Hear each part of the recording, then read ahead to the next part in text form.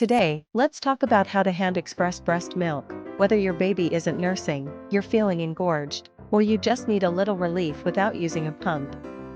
First things first, find a quiet spot where you can relax. Stress makes it harder to get your milk flowing, so take a few deep breaths. Warm compresses on your breasts or a gentle massage can really help too. Now, let's get started. Cup your breast with one hand. With your thumb on top and fingers underneath, place them about an inch behind your nipple. Think of making a C shape. Then, gently press back towards your chest, squeeze, and release. Don't slide your fingers or pinch the nipple, it's more about compression than pulling.